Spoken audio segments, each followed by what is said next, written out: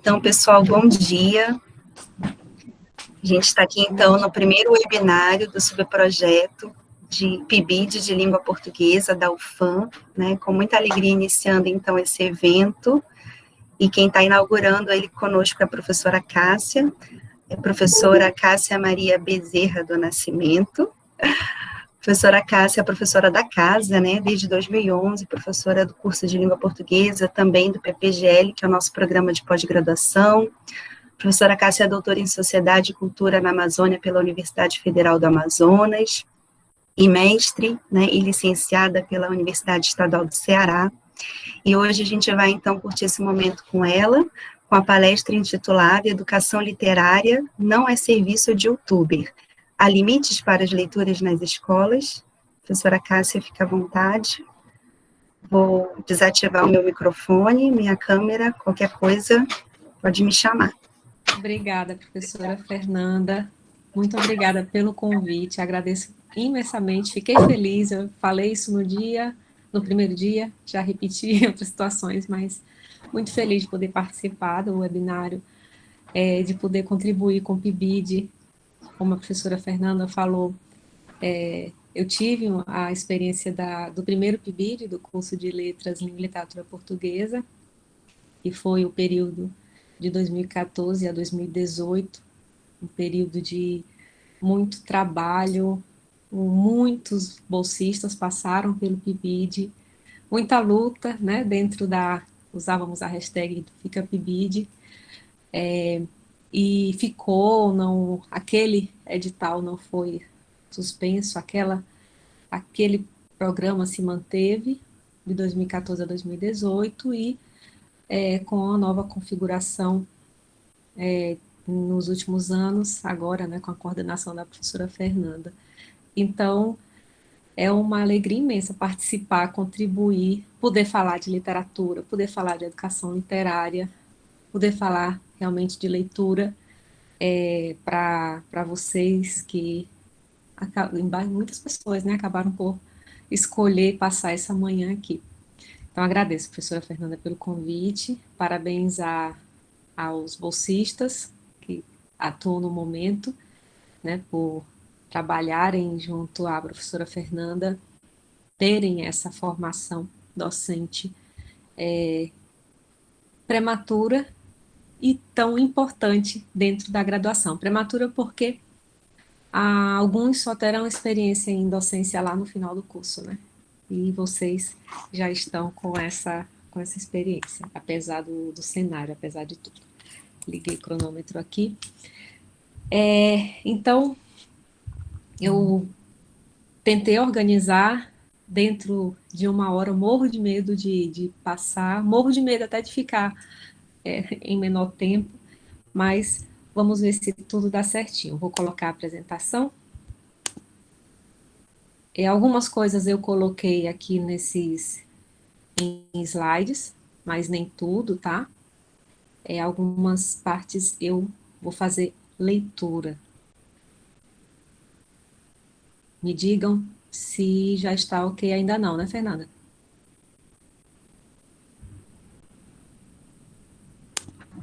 Ainda não, Cássia, tá? Agora foi. Agora foi, vou colocar a tela inteira, então. Ver se vai. Apresenta. Tá com a tela inteira, né? Agora tá jóia. Uhum. Tá ótimo. Então, vamos ver se eu consegui me planejar direitinho. A professora Fernanda, então, me convidou para trazer a temática de literatura e, claro, que eu tinha uma inquietação, talvez vocês também tenham ficado inquietos, tenham brigado, discutido, talvez, em redes sociais com relação a um evento recente, e por isso eu escolhi esse título. Como a professora Fernanda leu, Educação Literária não é serviço de youtuber. Há limites para as leituras nas escolas? Então, foi uma questão que me inquietou e me inquieta, e que precisa, sim, ser debatido por nós. Então, escolhi por trazer essa questão, esse problema, para a nossa discussão. Eu quero muito que vocês, sim, anotem enquanto eu falo, façam anotações, coloquem as inquietações de vocês, lembrem coisas que vocês falaram, que vocês questionaram, que vocês concordaram ou discordaram, e a gente possa, no tempo que a professora falou com relação a debater, a trocar ideias, eu queria poder ouvi-los, tá bom? Ouvi-las nesse momento. Tentei separar uma sequência, então, da minha fala com a leitura de textos literários. Eu trouxe uma argumentação, trouxe uma fundamentação, vou falar também de projetos. Vou começar, então, com leitura de textos literários. Eu separei 6 textos. São fragmentos. Vou fazer leitura de textos.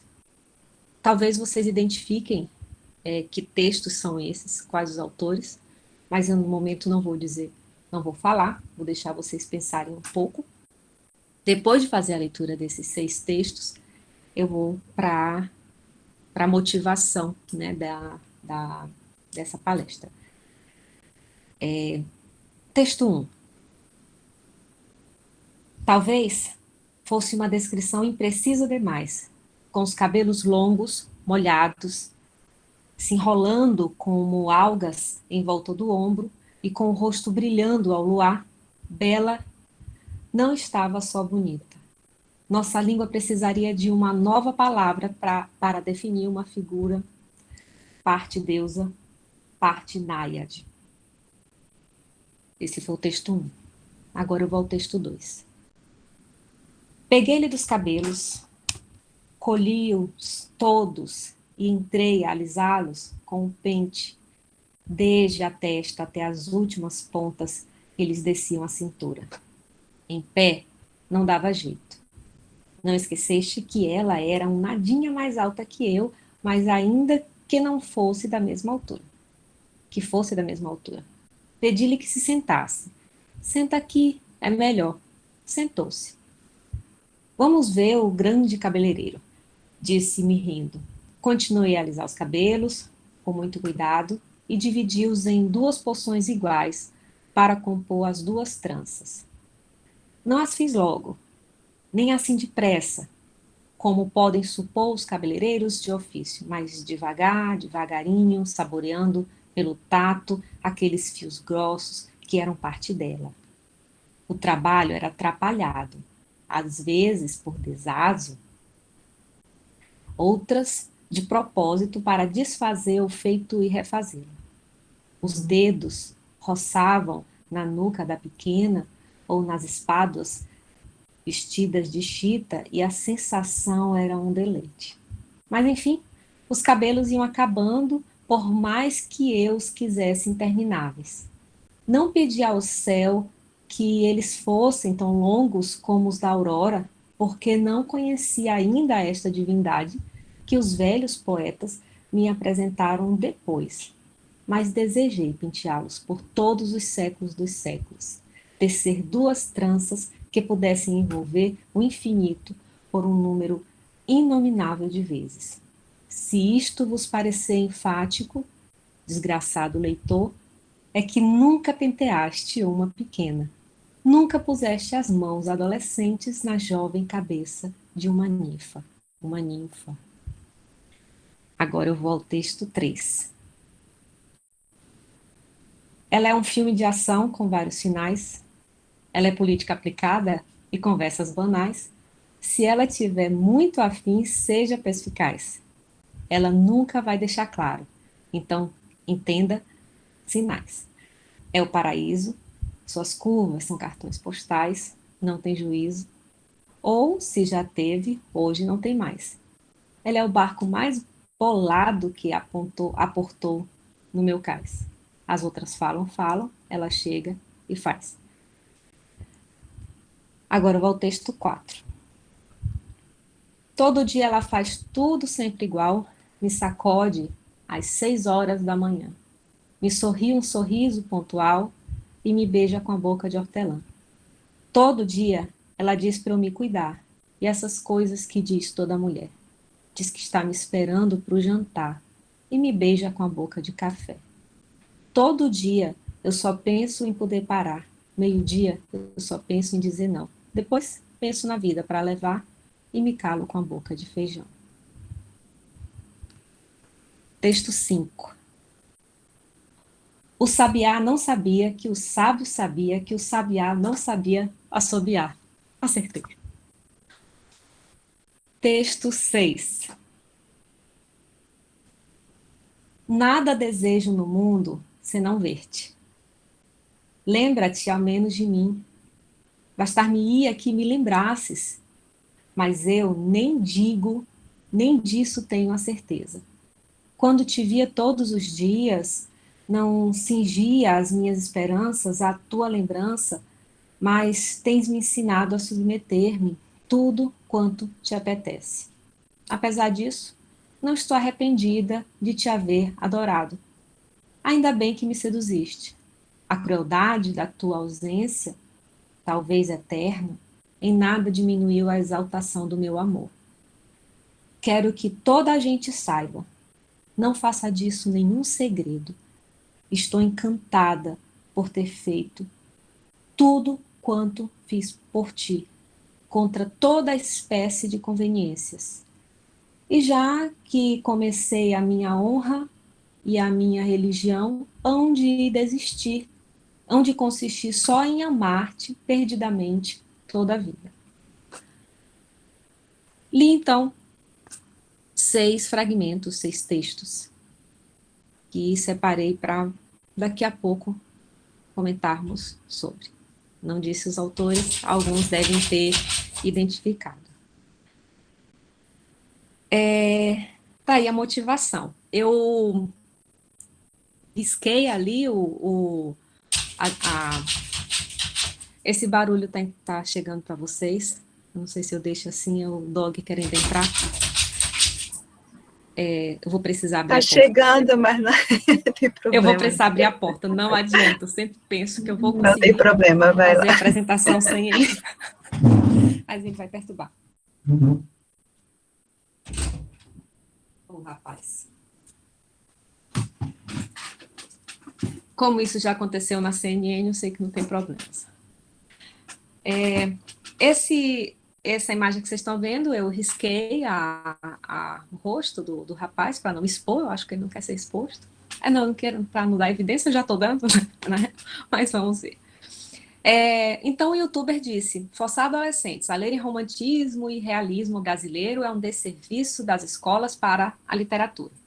Álvares de Azevedo e Machado de Assis não são para adolescentes, ele enfatizou, né? Colocou aí em caixa alta. E forçar isso gera jovens que acham literatura um saco. Essas palavras, tenho certeza que está aí estão marcadas nas cabeças de vocês, e nós vamos poder pensar bastante. É isso mesmo que a escola faz? É isso mesmo que a escola deve fazer? Forçar jovens a essa leitura? A escola força a ler romantismo e realismo brasileiro? O que é romantismo e realismo brasileiro? A escola faz de serviço? A escola é um desserviço para a literatura? O que será que ele compreende como literatura? Várias questões podem nos inquietar nos inquietaram, né, a partir dessa colocação. E no momento em que essa fala saiu, além de muitos comentários, muitas respostas, né, muitos tweets em cima desse tweet, nós vimos o posicionamento do professor Pablo Jamilk, que também me inquietou. Né? Ele falou sobre a fala do professor Paulo Jamilk foi de defender a polêmica do youtuber sobre literatura nas escolas. E eu separei 3 momentos dessa matéria, publicada no portal IG, para a gente poder pensar a partir aqui das palavras do professor Pablo Jamilk. Ele disse: empurrar um Dom Casmurro goela abaixo de um aluno do ensino médio é uma batalha de Davi contra Golias, em que Davi não tem braços, a tiradeira, está vendado e meio bêbado, disse o professor. Né? Aqui um outro fragmento da matéria diz assim: no meio de toda a polêmica, o doutor em letras, Pablo Jamilk, saiu em defesa de Felipe Neto. O professor alega que é quase um crime iniciar a vida literária de um aluno do ensino médio pedindo para que ele leia livros complexos, como, por exemplo, O Alto da Barca do Inferno, de Gil Vicente. Aliás, O Alto da Barca do Inferno tem sido um livro muito adotado, né, nas nossas escolas, por conta atendendo a pedido das universidades, nos processos seletivos. E aqui não foi o acesso que o professor teve, com certeza, né, não foi a informação do que é lido no Amazonas, mas caiu bem. Então dá para a gente pensar sobre isso. E estou colocando para a gente aumentar as nossas inquietações, na verdade. Concordam, não concordam? O que foi que ele quis dizer com isso? Será que tudo que a gente estuda na universidade, então, não cai bem para o estudante de ensino médio?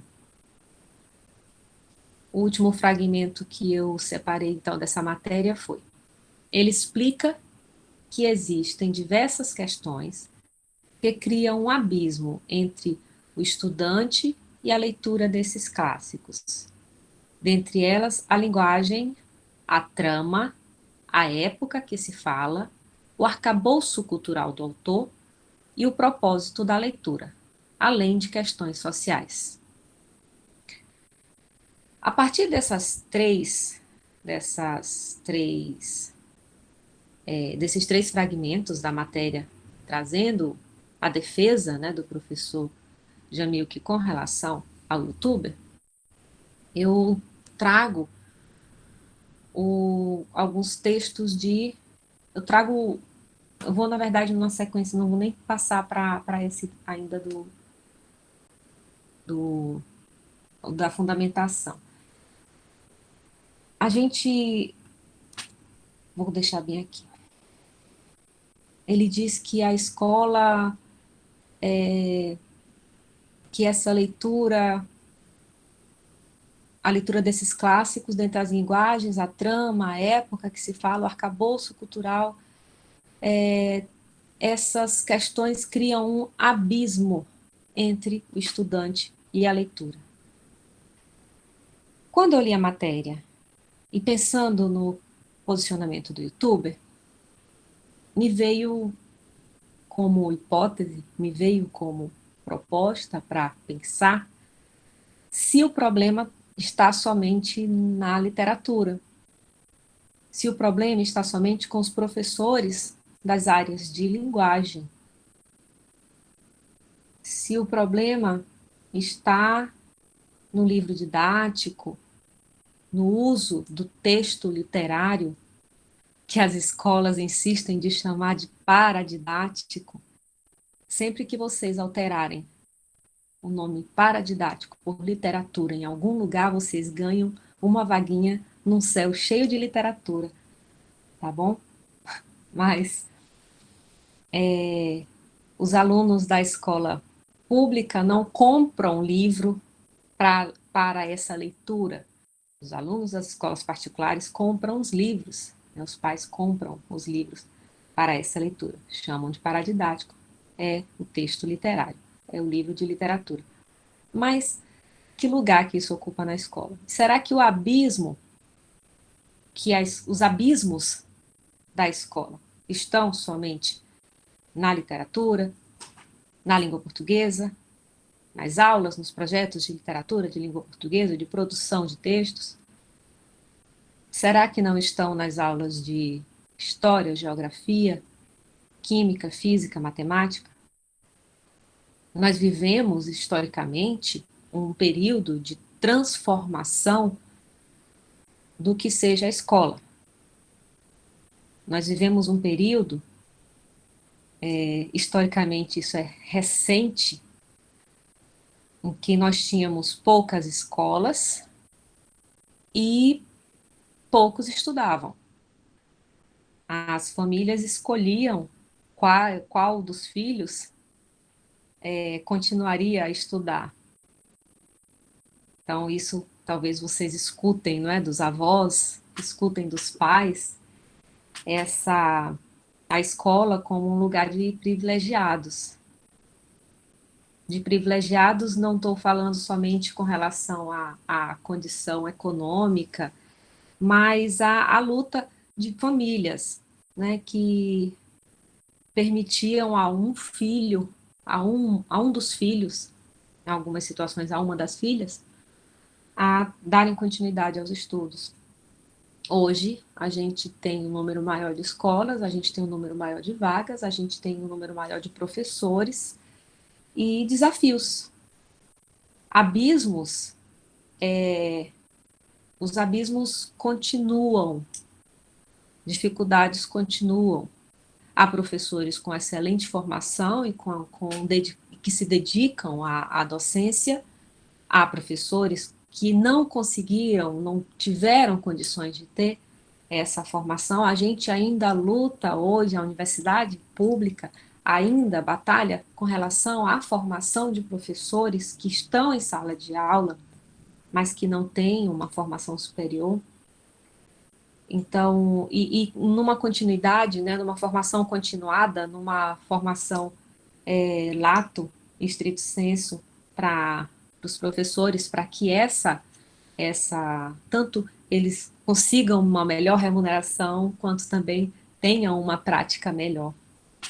Então, há abismos que a gente continua tentando superar. A gente tenta não cair nesses abismos.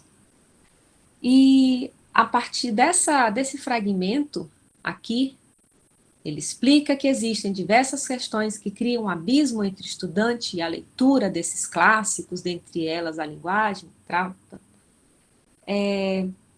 Eu pensei que organizei a ideia da seguinte forma: a escola é o lugar para permitir pontes, voos, acesso, superação. Ele fala de abismo, mas a escola é o lugar em que nós, na formação, nós na universidade, lutamos para que a escola, os professores que estão na escola, os gestores,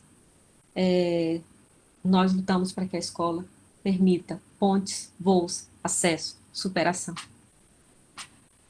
Na escola, se tem acesso à língua estrangeira, mesmo sem viajar para outros países.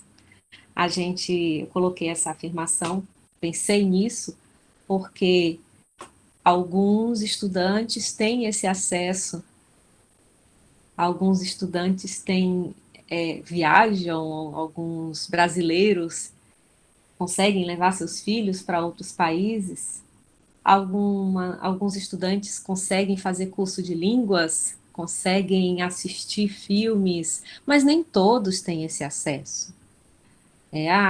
A internet está na mão de todo mundo. Não, não está, nem todo mundo tem crédito para isso. A gente tem que encostar ali na bemol e agora nem dá, né? Para poder conseguir um pouquinho. Nem todo mundo tem acesso a tantas informações. Por isso que tantas bobagens que chegam por um WhatsApp acabam virando verdades, né? Porque é a informação que chega.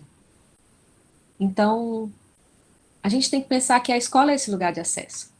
A escola, em qualquer lugar da nossa cidade grande, a escola em qualquer lugar de uma cidade interiorana, como numa cidade interiorana, a escola ribeirinha, a escola é o lugar, não do abismo.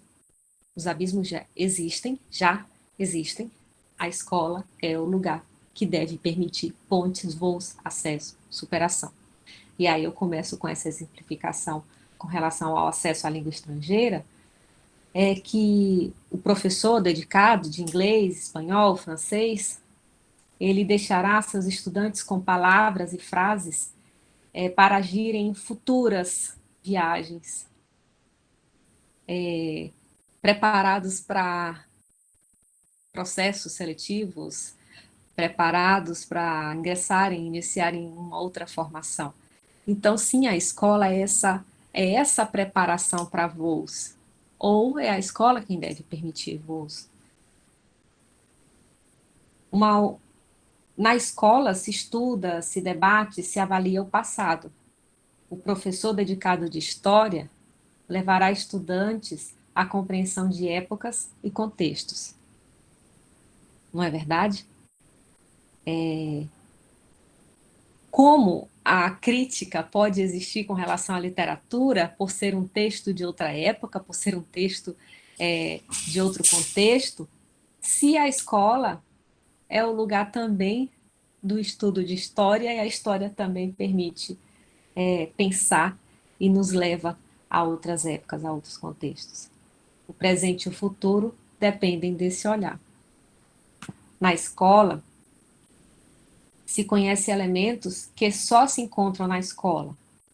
Eu coloco aqui, por exemplo, situações nos estudos de ciências naturais, em que, por meio de desenhos, vídeos, experimentos, os professores conseguem explicar a vida na escola. Então, nas aulas de física, química, biologia, professores despertam cientistas. Então, a escola é o lugar de romper abismos. O abismo existe. A escola é o lugar para a gente romper esses abismos. E não é a literatura. E a literatura não é o abismo. O ensino de literatura não é o abismo. O momento da literatura deve ser mais um momento, assim como todos esses outros que eu falei, para se superar abismos. Então, vamos seguir, faço a opção por, em maior parte, discordar desse processo, né? dessa escolha do youtuber e do professor. A escola é o lugar de superar abismos, a literatura deve ser lida nos clássicos e em Machado de Assis, em Bob Dylan, nos contos de fadas e nas fábulas de Esopo, de Monteiro Lobato, de Luiz Fernando Veríssimo, nas piadas. Temos que entender, então, o que é literatura. Parece-me que os dois colegas pensaram uma literatura distante, difícil, e a gente precisa lembrar para eles, lembrar para o cidadão comum, lembrar ao especialista em letras, que literatura não é somente o clássico. E o que é literatura, né? Então, eu busquei aqui alguns textos, alguns nomes importantes que nos possam pensar essa literatura. Começo com... eu errei ali, faltou o de Paulo Freire, desculpem, né? Da importância do ato de ler, eu tirei esse fragmento. A insistência na quantidade de leituras sem o devido adentramento nos textos a serem compreendidos e não mecanicamente memorizados, revela uma visão mágica da palavra escrita, visão que urge ser superada. Dentro da importância do ato de ler, Paulo Freire nos fala do mundo, do nosso mundo, desse mundo que a gente precisa viver, reconhecer pela palavra, e faz a crítica ao ensino que não permite a leitura, ao ensino que se preocupa com uma leitura em voz alta, ele usa mecanicamente memorizados, né? Então, há um ensino que não se preocupa com a necessidade de superar abismos e de permitir voos. Paulo Freire fala de uma visão que urge ser superada. Por que eu coloquei esse fragmento? Para poder ser bem clara, desde o início, para o colega youtuber e o colega pesquisador, que nós, professores, temos consciência de que qualquer posicionamento que leve a literatura, a leitura, para a sala de aula, para a escola, de modo que não permita voos, que não permita superação, é uma visão que urge ser superada. Então, nós temos consciência. A gente sempre fala que a gente tem percebido isso nos últimos anos, mais ainda, né, por conta do acesso à informação, que é muito fácil se meter na profissão de professor, de professores. Os leigos, pessoas de várias áreas, tentam nos ensinar, tentam nos dar orientações, tentam nos dizer o que fazer.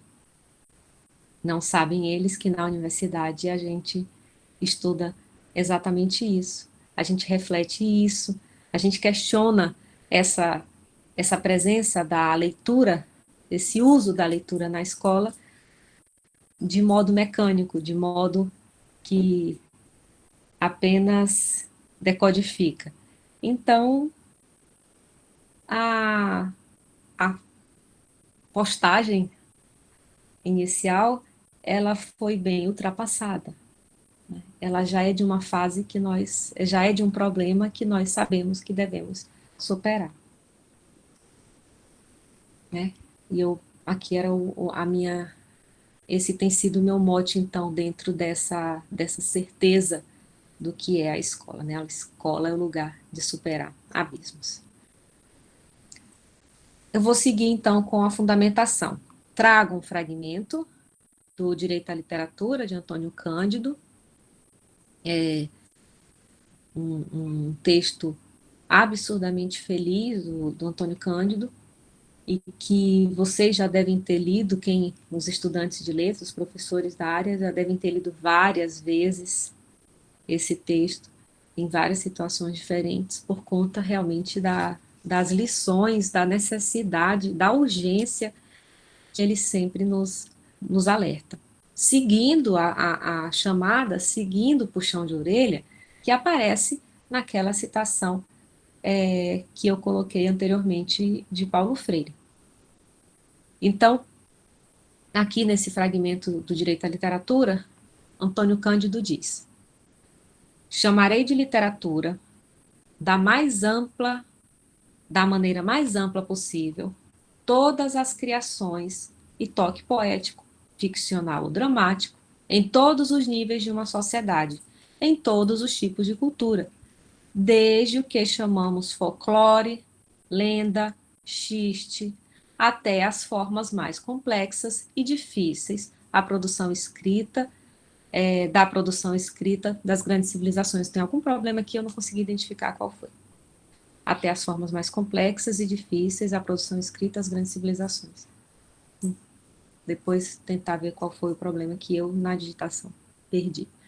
Mas ele aponta, nos esclarece, para chamar de literatura todas as criações e toque poético, ficcional, dramático, e em todos os níveis de uma sociedade, em todos os tipos de cultura.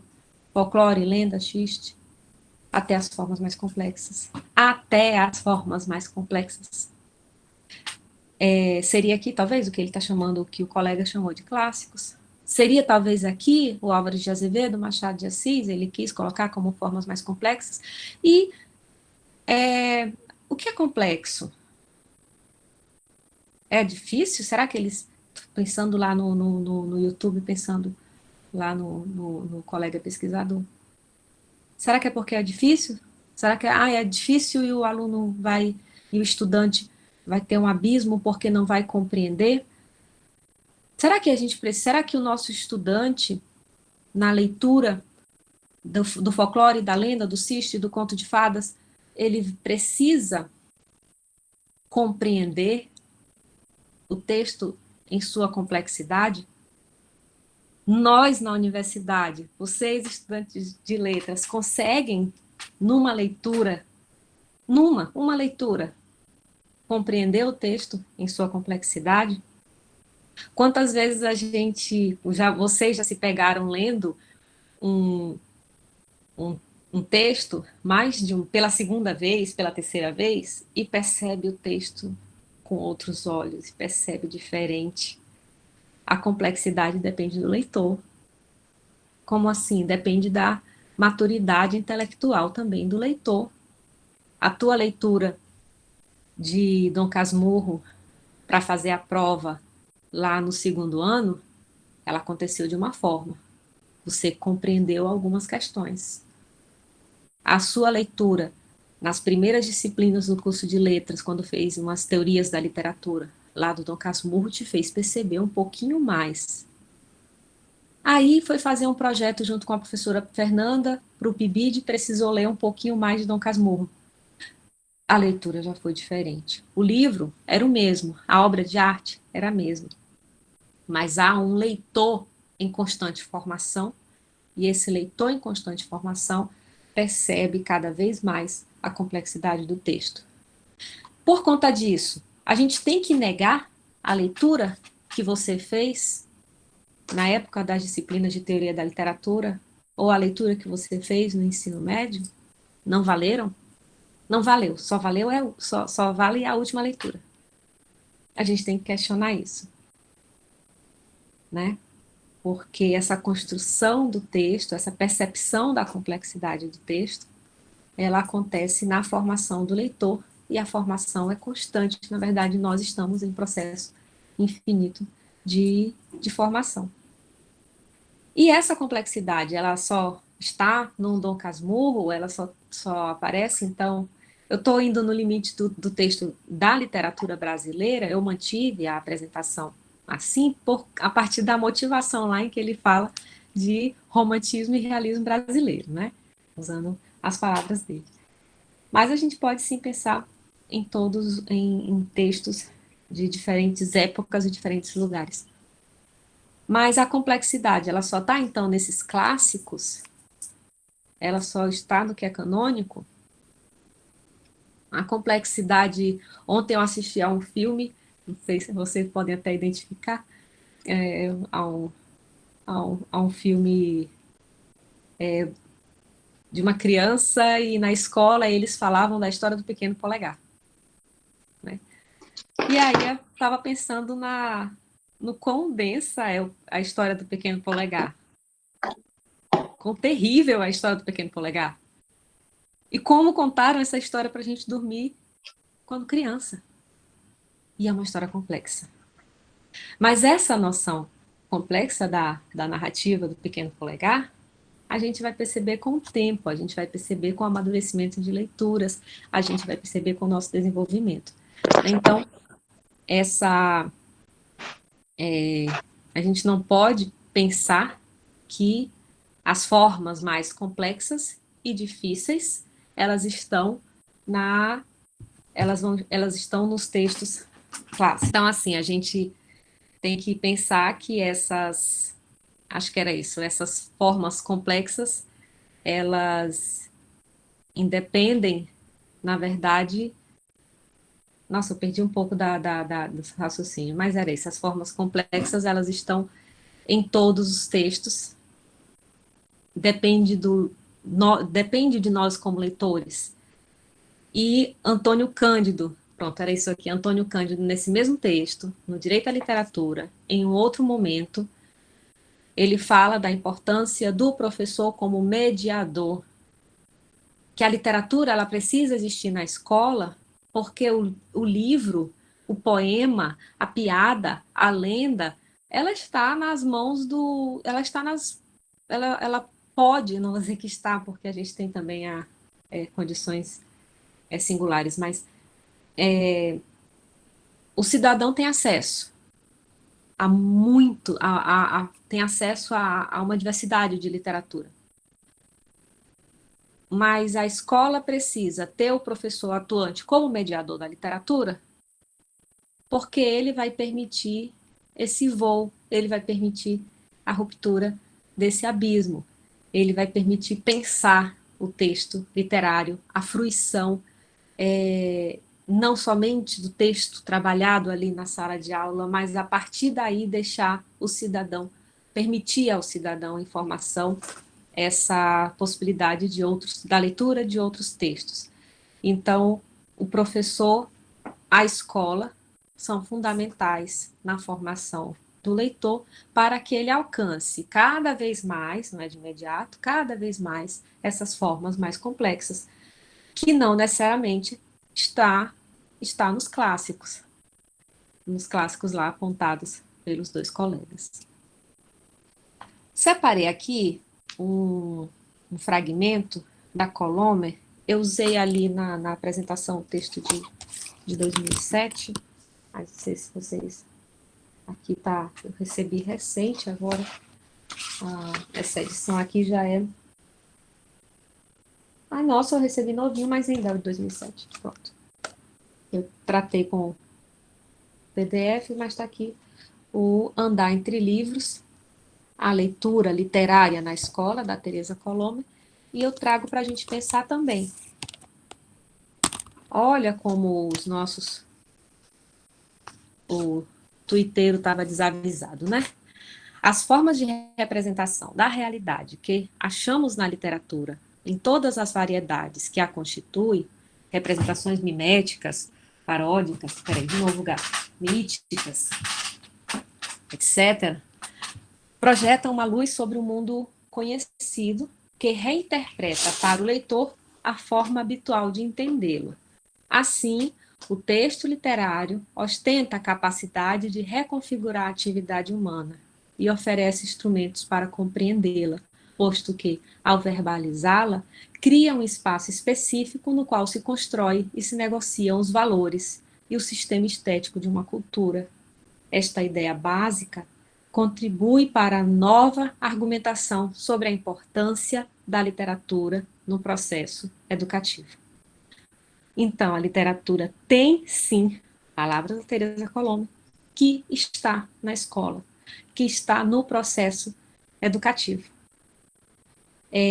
O mundo, ele ganha nova luz quando ele está escrito, quando ele ganha a palavra escrita, falada, quando ele ganha a palavra, quando ele é literatura. Então, ela fala de diversidade de representações miméticas, paródicas, míticas, possíveis para se revelar, para se transpor o mundo conhecido, e o texto literário, então, ele tem essa capacidade de reconfigurar a atividade humana. A gente se reconhece, a gente se percebe, a gente se questiona ao ler, ao ouvir a palavra, a arte, o que é transformado em literatura. Então, a literatura precisa estar no processo educativo, porque o processo educativo, a escola, é o lugar para que a gente tenha para que a gente se reconheça, para que a gente se construa, se forme, se reconheça. A escola é o lugar, então, dessa formação humana. E a literatura tem a importância dentro desse processo por verbalizar a condição humana. Trouxe também palavras aqui do professor Hildo Cosson, do letramento literário, em que defendendo, justificando, esclarecendo a necessidade da leitura na escola, vocês estão percebendo que eu não estou falando em literatura. Literatura não é o falar sobre realismo, naturalismo, romantismo. Lá o youtuber fala, ler romantismo e realismo. Como se a escola fosse o lugar de se ler crítica literária, historiografia literária, teoria literária, realismo, romantismo. Na verdade, até entendo o youtuber, porque muitos colegas, muitos professores ainda usam o momento de literatura para isso. Ao invés da leitura, ao invés de ler, ao invés do texto literário, ao invés do momento de lenda, de piada, de clássico, é o momento utilizado para ler escola literária. Talvez essa confusão, essa grande confusão que paira na cabeça do YouTube, ela também paira na cabeça de muitos cidadãos que passaram pela escola com essa abordagem de literatura. Eu sempre digo que a literatura é aquele sexto tempo da sexta-feira. E o professor falando sobre escola literária. Mas isso urge ser superado. Lembrem das palavras de Paulo Freire. Urge ser superado. E se o texto literário é complexo, é denso, é revelação da condição humana, lemos na Teresa Colombo, a escola precisa do texto literário. Talvez o grande problema, talvez o abismo seja esse de que ainda há prática de ensino, ainda há docentes que insistem na historiografia literária na escola. É um problema, não é porque nós estudamos na universidade que a gente precisa dar aula disso. Não é porque o médico aprendeu toda a nomenclatura, descrição, processo anatômico humano que ele vai atender os seus pacientes falando isso. Há saberes que são para o especialista e há saberes que são para formação, para cura, para superação de abismos de quem a gente atende. Esse tem sido um problema, mas é um problema que precisa ser superado, que é urgente, mas que é urgente desde os anos 70, que é urgente desde sempre. E se ainda ocorre, mas é porque é assim que a gestora pediu. Ei, você se formou em letras? Diga lá que não é mais assim que a aula de literatura. É a leitura do texto literário. Não é mais nem para você ficar falando sobre o texto, nem ler o Dom Casmurro. A aula lá é o professor falando sobre Dom Casmurro. Não é para você falar sobre, é para ler. É para ler. E a partir da leitura, claro, mediar, debater, há projetos, há várias estratégias, né? O Rio do Cosson tem um trabalho com estratégias a partir do letramento literário com relação a isso. Então, a gente precisa ler o texto. Na escola, a gente precisa trabalhar a leitura. Vou ler aqui o que diz o Rio do Cosson. No sentido de que lemos apenas com os nossos olhos, a leitura é, de fato, um ato solitário, mas a interpretação é um ato solidário. Ler implica troca de sentidos, não só entre o escritor e o leitor, mas também com a sociedade, onde ambos estão localizados, pois os sentidos são resultado de compartilhamentos de visões do mundo entre os homens do tempo, no tempo e no espaço. É para ler na escola, mas é para ler não essa leitura enquanto um ato solitário, somente. Fiz a leitura em casa, mas o professor mediador, ele vai insistir e trabalhar estratégias para a interpretação. A interpretação é um ato solidário. É troca de sentidos. Se a gente aprende a interpretar, se o professor constrói estratégias, nos dá possibilidades desde cedo, né, desde o início da nossa formação na escola, nós vamos conseguir estabelecer essa troca de sentidos entre escritor e leitor. Então, precisa, sim, de um trabalho na escola para que haja interpretação de textos. Esse é o nosso problema, não é? Nós temos provas do quão problemático pode ser, ou é, falta de interpretação. Essa dificuldade de trocar ideias, de relacionar, do leitor se relacionar com o escritor. E aqui é a última citação que eu coloco, que é da BNCC. Eu não... Há muitos pesquisadores, há muitos autores, há livros mundo afora que tratam da importância da literatura. Esse questionamento, gente, por favor, com relação ao lugar da literatura na escola, não é um problema do Brasil, tá? E no Brasil é assim. Porque na Dinamarca, porque na França, olha, não esse problema é um problema que o mundo todo questiona, o mundo todo revê a prática essa prática, e de que a gente precisa trazer a leitura para a sala de aula. Não vamos achar que é uma questão somente nacional. Não é para viver de espírito vira-lata dizendo que tudo que é ruim acontece aqui e só aqui. Infelizmente acontece aqui, infelizmente também acontece em outros países.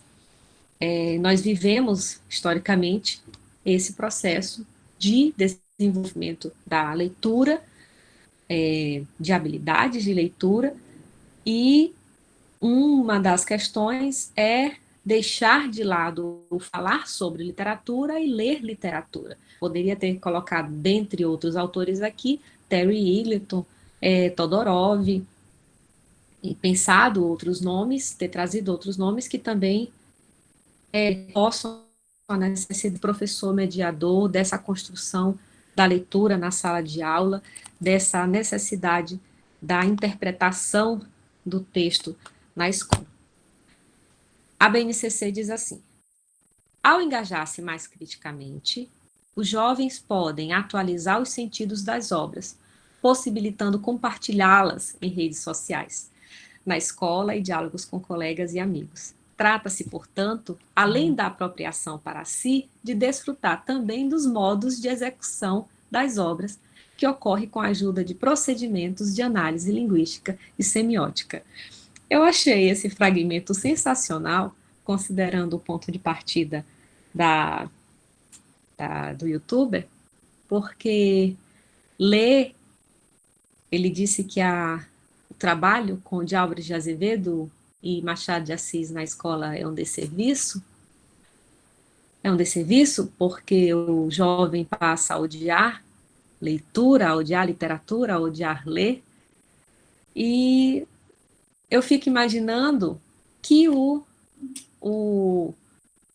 jovem inteligente poderia ter mais, poderia ganhar muito com postagens que trouxessem leituras, e que há adolescentes que, a partir das leituras possibilitadas pela escola, modificam as suas relações em redes sociais, os diálogos entre colegas e amigos, porque leram. Então, a partir da leitura de canções, de romances, de poemas, de textos dramáticos, a nossa relação com o mundo se modifica, os nossos diálogos se modificam, o nosso compartilhamento em rede social se modifica.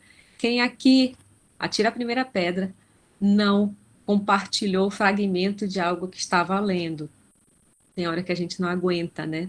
É tão profundo, é tão importante, nos fez perceber a nossa condição humana de tal forma que a gente compartilha aquele fragmento. E isso não precisa ser mérito só do estudante de letras, isso precisa ser mérito do cidadão, do adolescente, da dona de casa. É leitor, teve um momento de escola que permitiu uma formação, uma interpretação de textos, a gente pode compartilhar com outros, né, esse conhecimento de mundo. Então, a BNCC, ela traz, apesar de toda a crítica que a gente tem com relação a tantas perdas que nós tivemos para o ensino básico, a partir das mudanças que a BNCC sofreu ao longo nesses últimos anos, nesse período recente, mas a BNCC traz a educação literária, por isso está no nosso título, como um eixo de linguagens, e como um eixo de linguagens desde os bebês até o final do ensino médio. A educação literária é necessária e não vai ser YouTube que vai nos atrapalhar. Agora eu queria falar dos textos que nós lemos. Nós fizemos a leitura, então, de 6 textos. Vocês devem ter reconhecido alguns deles, né? O primeiro texto foi um fragmento de Midnight Sun, de Stephanie Meyer. Faltou o R, desculpa. Ai, Cássia digitadora. Olha, esqueci o R, esqueci o S do Assis. Eu vou ajeitar isso aqui tudinho, tá? Não vai ser para a edição do vídeo, mas depois, Fernanda, ficar com os slides, compartilhar com alguém, eu vou deixar tudo isso corrigido. Desculpe, peço desculpas, realmente. Não fui percebendo isso. Vou ocupar os óculos. O primeiro texto foi um fragmento, então, da saga Crepúsculo, o último livro. Vocês viram que era o olhar do Edward sobre a Bella. Muitos adolescentes leem. Então, eu não estou jogando numa fogueira o que pode ou não pode ser literatura. O que é ou não é literatura. Estou usando as palavras da Teresa Colomé e do Antônio Cândido para poder afirmar que há muito no mundo, há muito em nossa vida que é literatura. Primeiro texto, então, da saga Crepúsculo. O segundo texto é O Penteado, do Dom Casmurro, Bentinho, adolescente, penteando os cabelos, fazendo trança nos cabelos grossos da Capitu.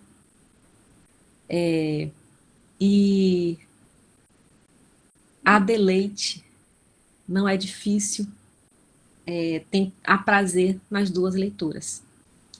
Com a devida mediação, o adolescente vai conseguir compreender, ler e desfrutar das duas leituras.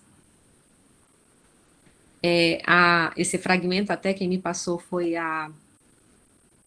uma orientanda da professora Adriana, que está fazendo uma pesquisa de iniciação científica, estudando o romantismo em aspectos, né, do romantismo na saga Crepúsculo, claro, trazendo a evidência que os vampiros não surgiram aí, né, partem de Drácula, na verdade, né? Ai, cadê o nome dela? Eu separei aqui para poder falar, mas já eu falo. Para poder destacar realmente o trabalho da pesquisadora, muito importante. O texto 3 é o texto de foi um fragmento de Ela Só Quer Paz, do velho Projota, do Projota de antes, tá? O texto 4 foi um fragmento de Cotidiano, de Chico Buarque. Vocês percebam que eu estou colocando a data ao lado, então um texto de 2020, um de 1899 e um de 2016, uma canção de 1984. O texto 5 foi um trava-língua, é domínio público, seus avós conhecem, tantos conhecem. O texto 6, eu li um fragmento das Cartas Portuguesas, de Mariana Conforado, um texto de 1669. E aí eu penso lá na fala do professor dizendo do desserviço que é, ele não usou a palavra desserviço, mas defendendo, apoiando, sai em defesa, não é, do youtuber. Ele fala de que não deveria ler O Alto da Barca do Inferno no ensino médio. Por conta da época, por conta da linguagem. A gente acabou de ler aqui um fragmento das Cartas Portuguesas. de 1669. A escola é para romper abismo, a escola é para nos levar para diferentes espaços e lugares.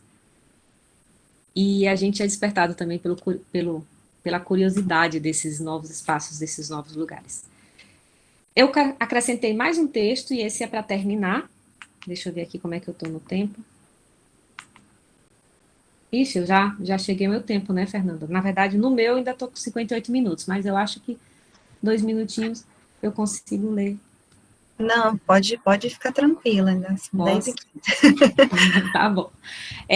Eu quero concluir com a leitura desse, já que ele falou de Álvares de Azevedo não ser para adolescentes, eu quero ler o poema É Ela, que Álvares de Azevedo escreveu em 1852 e que foi publicado em 1853, na lira dos 20 anos, né?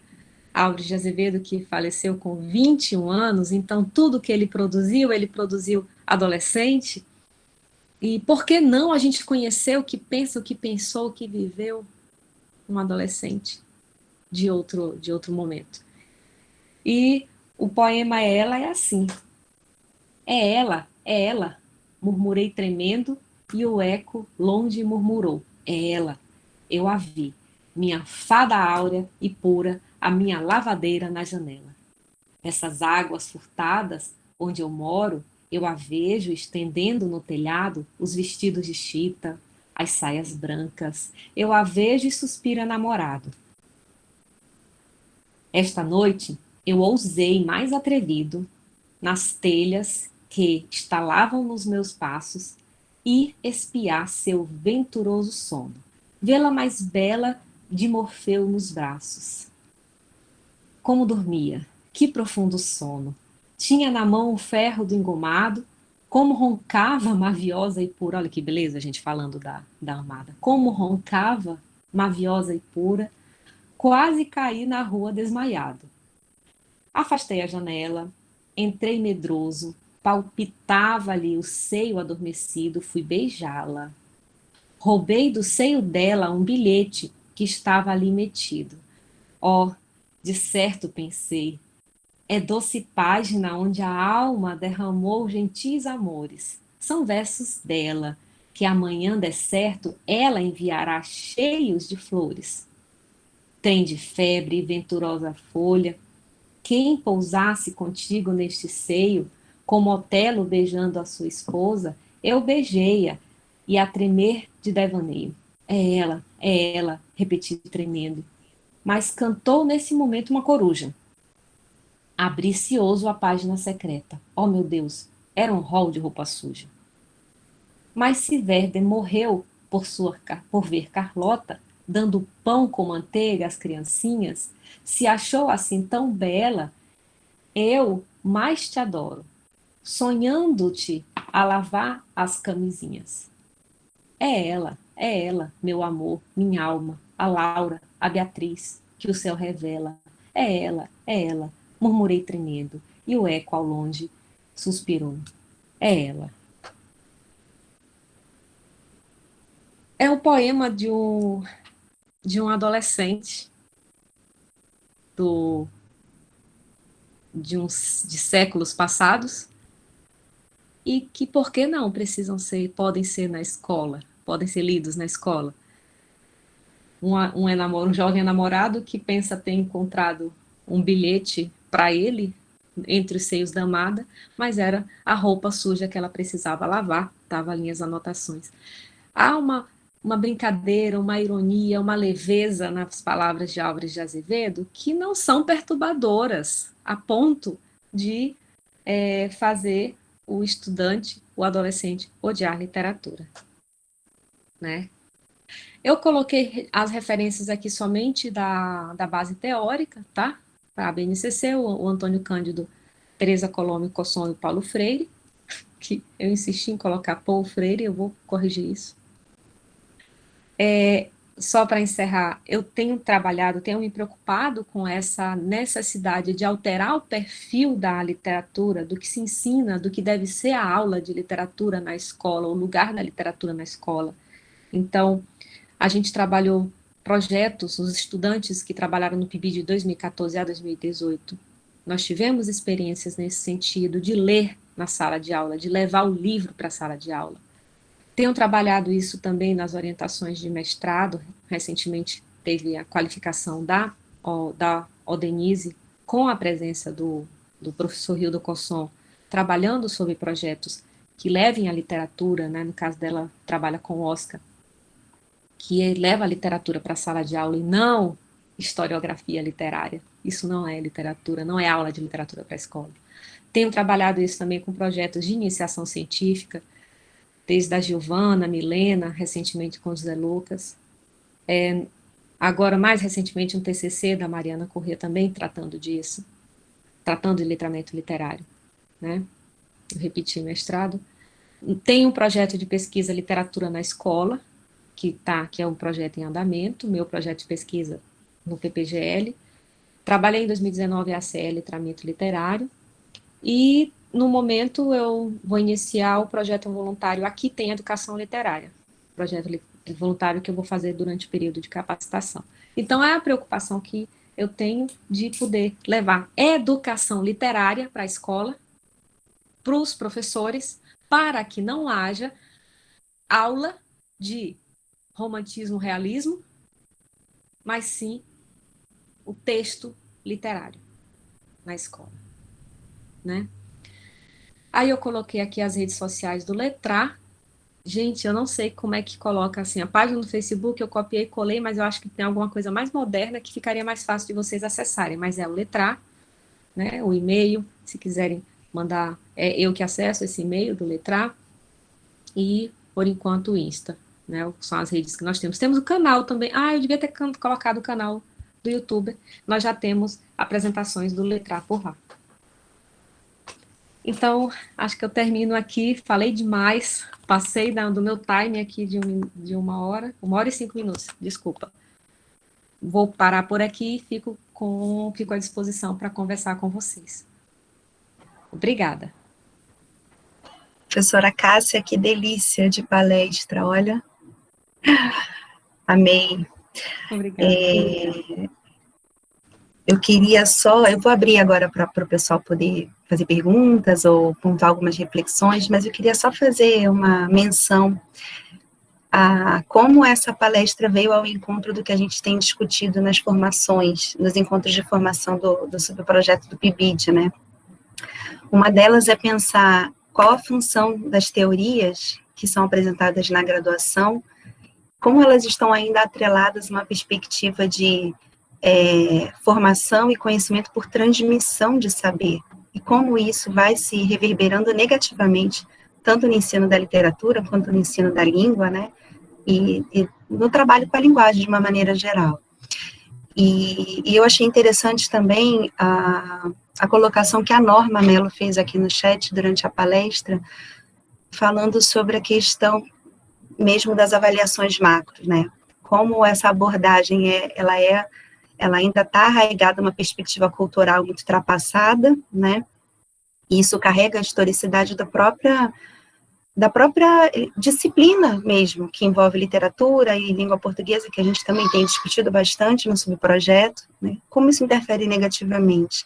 É mais ou menos o que a gente vive também na prática da língua, né, a gente ainda tem muitos professores que acreditam que o propósito de ensino da língua é trabalhar a estrutura, né, exatamente, a metalinguística e tal. Então, não é isso. Então, a gente quer trabalhar linguagem, e aí, pensando desde lá de 98, o PCN que já está ultrapassado, né, e como é que nós, como professores, podemos agenciar literatura e linguagem em prol da cidadania dos alunos. É isso que a gente sempre traz. Então, você foi muito feliz, assim, principalmente porque trouxe uma discussão atualíssima, né, que a gente está vivendo. Então, vou abrir agora aqui para o pessoal. Alguém quer fazer alguma pergunta para a professora, alguma colocação?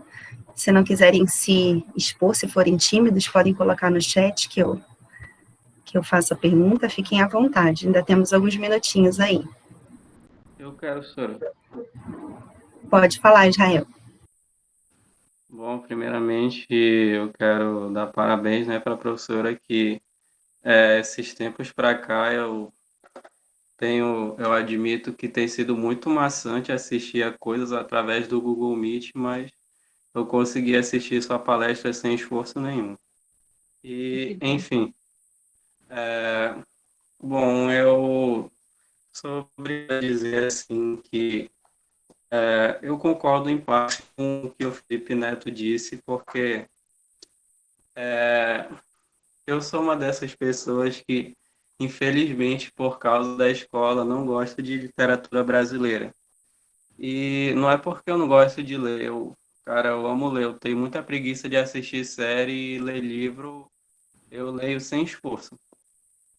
Mas, como a senhora mostrou aí, através de uma citação, a literatura está em tudo, né? Ela está na poesia, está nos livros cânones e também nos livros que a gente lê no dia a dia, naquilo que a gente lê para se entreter, por exemplo.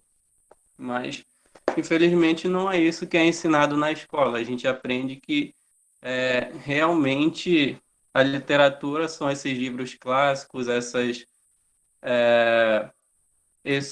obras literárias que se passam em períodos que a gente já não vive mais hoje, e um dos motivos de eu não gostar da literatura brasileira é porque, infelizmente, eu nunca consegui me identificar com nenhum personagem, nem com aquele tempo que se passava. E também algo para ser discutido é que, se tudo é literatura, então por que na escola também não pode ser ensinado uma literatura contemporânea, algo que se passe nos dias de hoje? Então, mais uma vez, parabéns pela sua palestra, mas nessa parte do Felipe Neto eu concordo em parte, também em parte com o que o professor falou, mas eu acredito que em algum momento isso possa mudar e que os alunos possam gostar de ler, não por já nascerem com esse dom, assim, podemos chamar assim, de gostar de ler, mas gostar de ler realmente por causa da escola. Professor? A escola Eu é um gostaria lugar de para desenvolver, né? Então, a gente pensa nisso.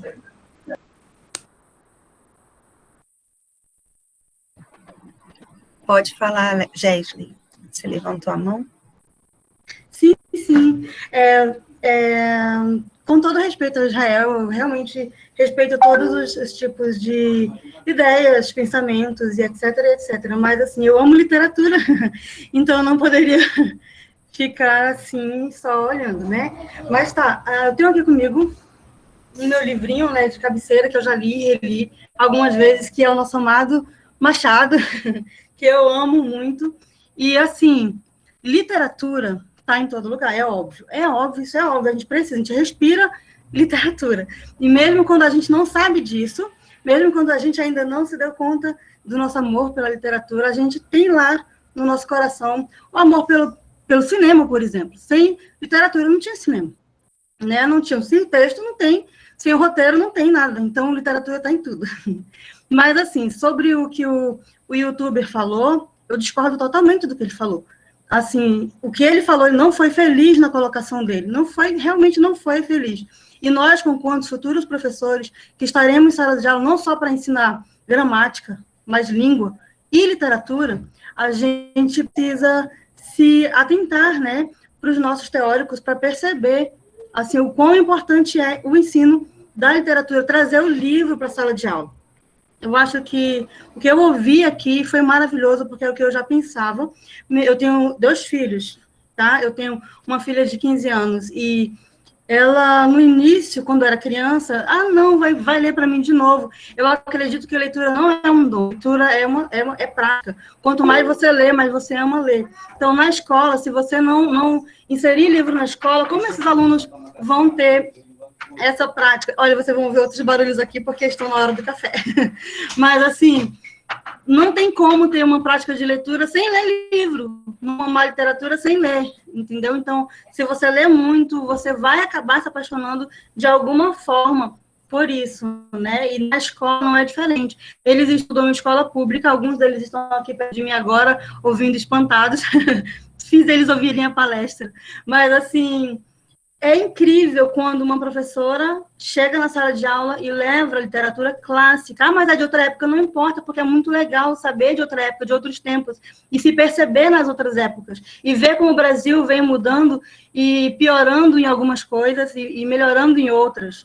Vocês entendem? Então, acho que a literatura se trata de vida, né? A vida que a gente tem no dia a dia, na prática do nosso cotidiano. Então, realmente o Felipe Neto foi muito infeliz no que ele falou, e o professor que aplaudiu foi mais infeliz ainda. Desculpe. Quer comentar alguma coisa, Cássia? Eu gostei das duas falas, porque acho que a relação é essa, de concordar e de discordar.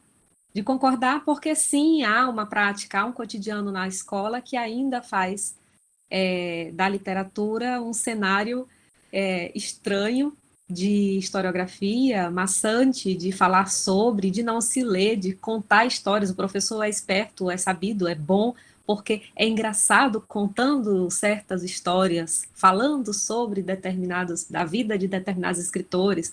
Isso não é a literatura que a gente viu aí nesses poucos nomes que eu escolhi de pesquisadores, de teóricos da BNCC, e nem dos textos literários que eu trouxe. Eu trouxe como literatura, ela precisa ser vivida, a gente precisa levar para o estudante do ensino fundamental e médio é importante, isso. Eu lembro uma vez numa sala de aula, numa reunião, eu falei, literatura não é só coisa de ensino médio, alguém me olhou torto. Não é só do ensino médio, é de todas as idades, desde os bebês, e a BNCC traz isso com clareza. Então, o ranço que a gente tem de literatura, eu colocaria Israel aspas aí, não é realmente literatura. É o que se fala sobre, é o do que se conta, é o do historiográfico, é de um fake maçante do que se acha ser literatura. A literatura é isso que você lê, que você vive, que você curte, que você aprende, relê.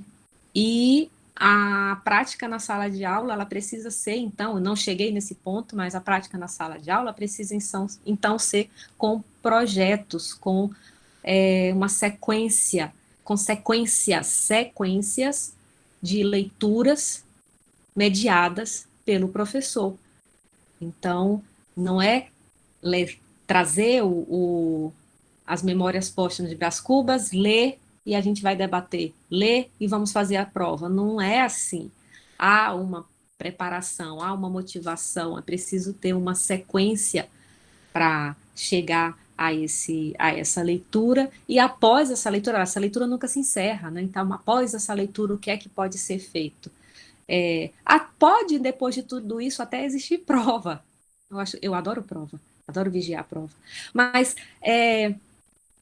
ao fim de tudo, se tiver vivido o texto literário, viver o texto literário, viver a literatura, o professor pode, inclusive, até cobrar, até avaliar. Então, esse ranço que a gente tem do que seja literatura é um ranço do que nem é literatura, tá? E a gente precisa permitir esse querer, esse gostar, esse curtir literatura, como ela falou, ela ama a literatura, mas esse curtir a literatura, ele precisa ser para todos os cidadãos, né? Todos os cidadãos, não é só nem para o estudante de letras, não é para o professor, é para todo mundo. A gente precisa de mais gente com livro aberto no celular ou livro físico, mas a gente precisa de mais leituras. É isso. Alguém mais, pessoal? Nós temos quase 60 pessoas aqui. Já tivemos mais. Eu estou feliz com algumas pessoas que eu estou vendo. Olha, que alegria. Raíssa! Oi, tudo bom, professora? Eu queria comentar um pouquinho. Primeiramente, obrigada pela palestra, estava com saudade de ouvir. E Assim, gostaria de comentar um pouquinho da fala do Israel, achei bem interessante. Eu sou professora já da rede pública, né, de ensino, dou aula agora para o ensino fundamental, já dei aula para o ensino médio também, e estou no mestrado, né, com a professora Fernanda.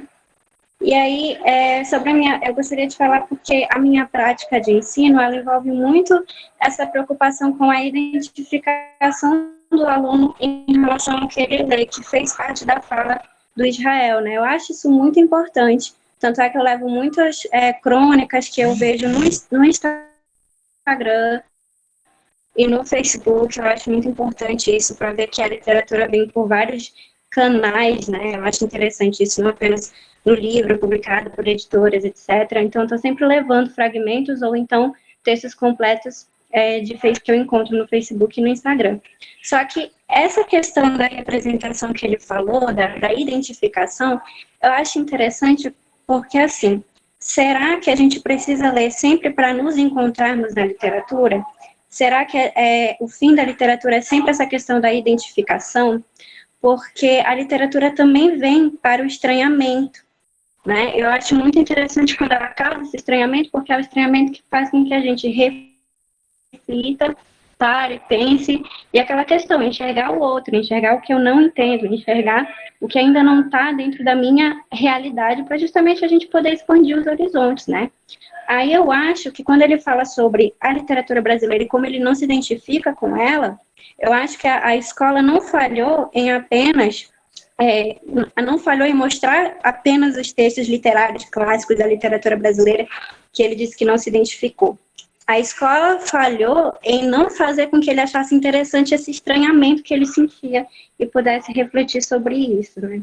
Eu acho que essa foi a falha, eu acho que essa é a falha que existe ainda, infelizmente, porque a gente tem que trabalhar a identificação, mas a gente tem que trabalhar o prazer sobre esse estranhamento e como é legal a gente poder refletir sobre coisas que não necessariamente a gente vai se ver lá, né? Porque, de fato, são textos de épocas muito diferentes, de realidades muito diferentes, mas é aí que está o interesse da coisa, né? Levar ver o que a gente se vê e também ver onde a gente não se vê. Mas é isso. Obrigada.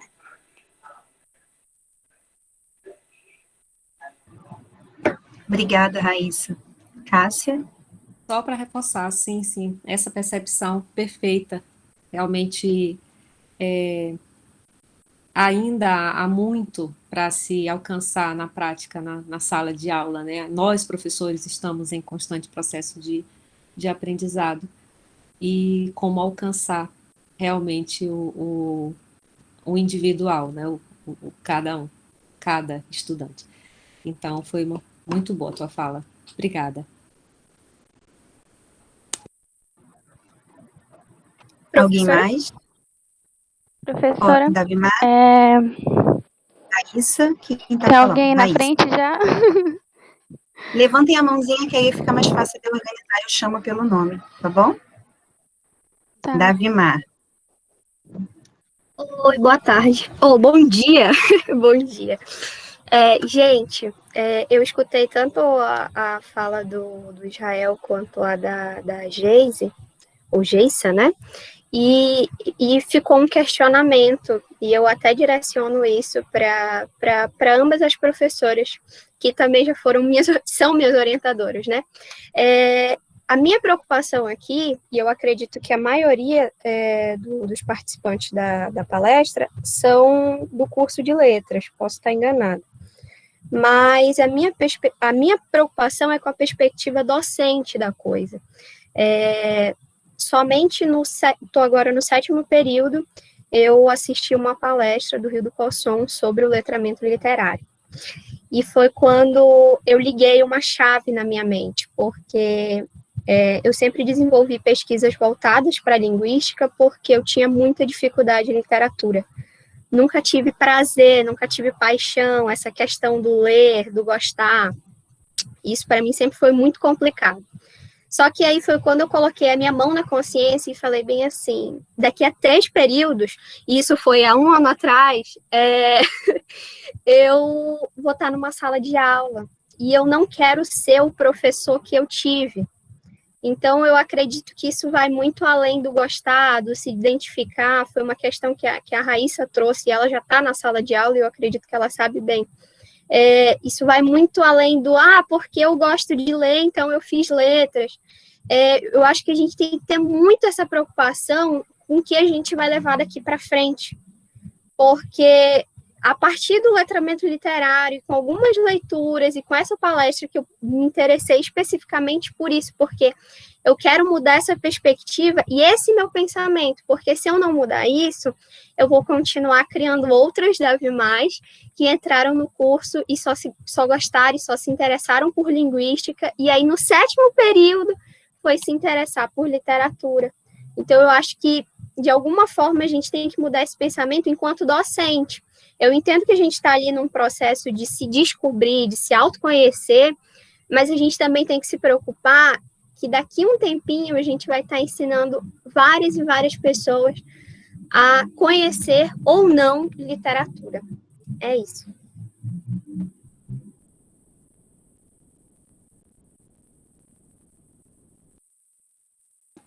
Não, na verdade, esse é processo mesmo de formação, né, Davimar?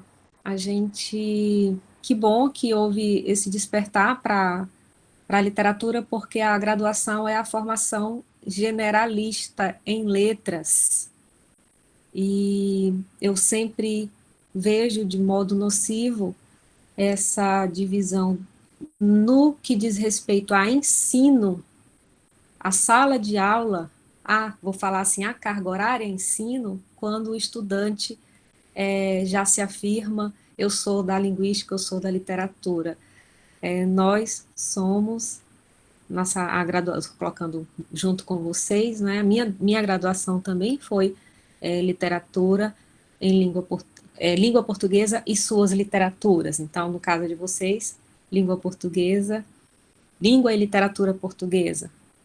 É o conjunto, é tudo, e a gente precisa desse olhar realmente denso. A gente precisa, na graduação, quebrar alguns estigmas, talvez trazidos do ensino básico, para nos permitir uma formação complexa, né? Para nos permitir uma formação, vou trocar a palavra, completa. Então, cada vez mais completa, que a gente não pode não alcançar. Isso é utópico. Mas é importante é importante você falar dessa sua descoberta, mas é importante que ao longo do curso nós, estudantes e docentes, realmente trabalhemos isso, essa formação densa do que é letras. Letras é realmente a formação para tudo. Quando chega na sala de aula, não é? No ensino básico, passou no concurso, vai para a CEMED, vai para a SEDUC, para trabalhar a linguagem de um modo completo. Eu queria só ratificar o que a Cássia colocou aqui.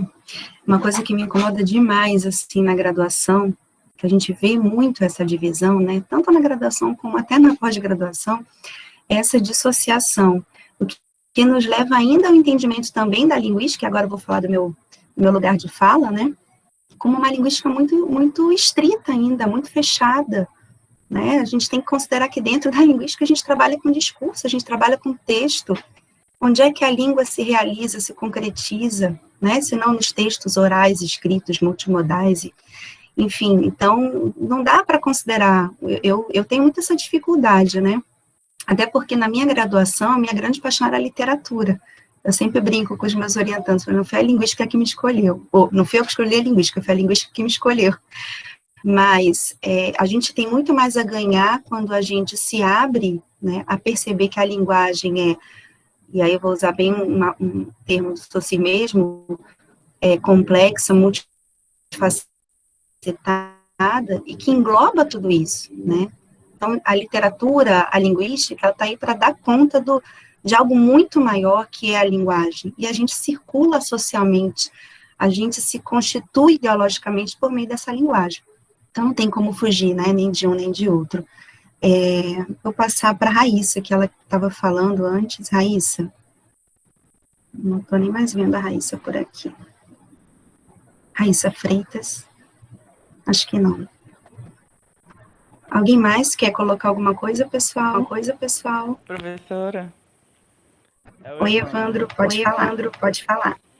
Então, primeiramente queria agradecer a fala da professora Cássia, porque eu penso que vem para reafirmar, né, algumas coisas que a gente até talvez esqueça. Eu escrevi sobre justamente o que ela havia falado na graduação, e eu tento também a todo momento estar me reciclando em relação ao ensino da literatura, porque eu acho que é um assunto assim, que eu gosto bastante de falar, de comentar. E eu já até tinha esquecido, porque quando eu entrei no mestrado, aí eu passei a estudar mais linguística, a gente acaba esquecendo não esquecendo, mas silenciando um pouco essas falas, meu pensa, meu pensamento, né? Então, achei muito, assim, pertinente novamente relembrar disso. Quando ela estava falando, eu estava relembrando da minha pesquisa que eu fiz, que me motivou tanto, né, em determinado momento. Eu penso, assim, que essa relação do ensino, eu lembro que eu li um texto, eu não vou lembrar agora o nome do autor, mas ele dizia que a gente coloca a literatura, assim, acho que esse que é acho que deve ter sido a visão dele, da gente colocar a literatura em um pedestal, e colocar ela lá em cima, e a gente não consegue alcançar ela. Acho que foi, não lembro qual foi o autor, mas ele falou exatamente isso, que a gente coloca ela tão lá em cima, em um pedestal, que em determinados momentos a gente não consegue alcançar ela. Mas não, a literatura, como já falaram, ela está em tudo, ela está nos quadrinhos, numa leitura de HQ, até mesmo nos gêneros, né? Ela circula em vários ambientes. Então eu penso que se a gente mudar esse pensamento de que a literatura ela é incansável, a gente não consegue chegar perto dela, eu acho que com certeza deve mudar um pouco desse pensamento em relação a ela não ser a nossa imaginação, não esse alcance dela, né? E como todo mundo já falou aqui novamente, ela está em todos os lugares. Eu lembro que quando eu participei do PIBID, com a professora Cássia também, que ela era a coordenadora, eu fiz uma atividade muito interessante com o conto A Cartomante, do Machado de Assis. Então foi muito marcante para mim isso, porque a gente criou uma sequência didática em cima do conto, se a gente for ler lá, não é um conto assim fácil de ser percebido, tem muitas nuances lá, muitos contextos a serem analisados ali. E em cima desse conto a gente desenvolveu um júri simulado. Então envolveu toda a turma, porque tinha pessoas que defendiam, tinha pessoas que iam contra, que tinham que... Então a gente fez mudou assim todo o contexto da situação do conto, que eu não sei, porque também a gente não sabe se as pessoas entenderam tudo, mas eu penso que alguma coisa ficou naqueles alunos, porque envolveu toda a sala participou.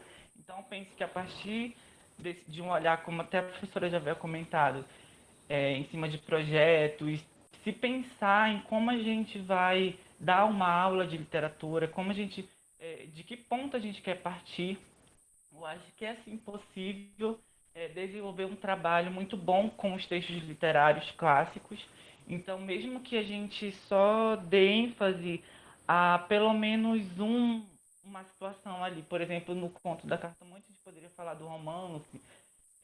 Se a gente desse pelo menos um direcionamento no nosso trabalho, eu acho que é assim, possível fazer com que os alunos se interessem, fazer com que eles busquem outros textos que dialogam com esse assunto.